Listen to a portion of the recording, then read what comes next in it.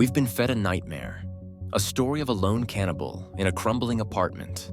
But when you look at the records, the Milwaukee monster disappears and a political operative emerges. What if the Jeffrey Dahmer case wasn't a string of crimes, but a high-level political hoax?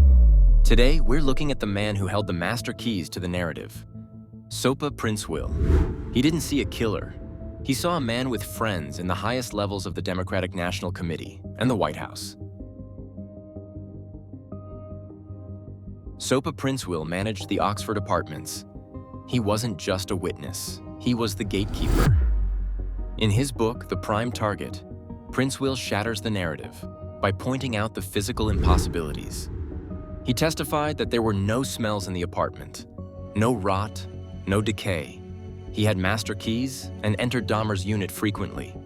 He saw no evidence of crimes because, as the evidence suggests, the crimes didn't happen in that building. But here is what Princewill did see: Jeffrey Dahmer's political credentials. According to Princewill, Dahmer was a politically active Democrat, involved with the presidential task force for the 1992 election. He possessed a certificate of political activity, signed by Ron Brown, the chairman of the DNC. Why would a lone monster have credentials from the head of a major political party, unless his activity was the job itself? The hoax didn't start in Milwaukee. To understand Dahmer as a political asset, you have to go back to 1978. A 17-year-old Dahmer, supposedly a troubled alcoholic high schooler, takes a class trip to D.C. While everyone else is taking the public tour, Dahmer makes one phone call and secures a private, unscheduled meeting in Vice President Walter Mondale's office. Let's be clear, Mondale's office was in the West Wing. Access to this area required being on a Secret Service-vetted daily appointments list. You didn't walk into the West Wing on a whim. Classmates Martha Schmidt and Durf Backdurf confirmed this happened. This wasn't a bizarre coincidence.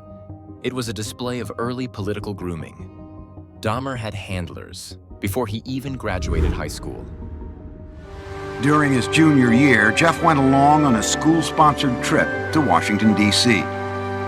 And Jeff said, "I have an idea, let's go see the vice president."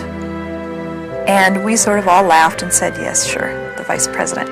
Jeff went to a payphone. When he returned, he announced that they would be seen in the office of Vice President Walter Mondale in 2 hours. He had explained that we were high school students from Ohio working on our school newspaper, and we were in town for a week, and could we come and talk to someone in the vice president's office? His slick talking worked. Dahmer had gotten his classmates inside the executive office building to meet with Mondale.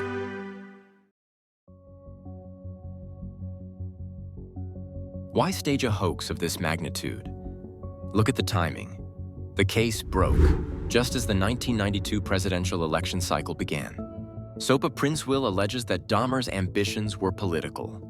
By creating a terrifying, sensationalized monster, the architects of this hoax could control the news cycle, push specific social agendas, and solidify power.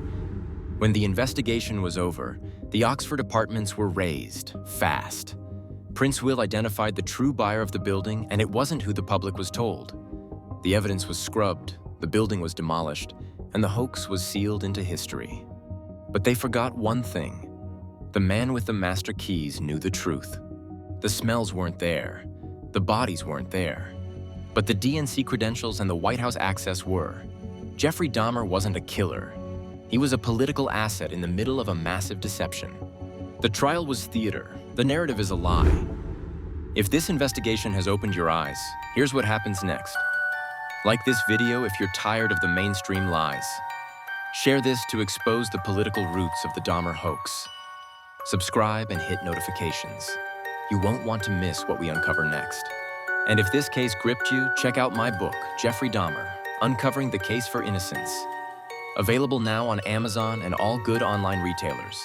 The truth deserves to be seen, especially when institutions work this hard to bury it.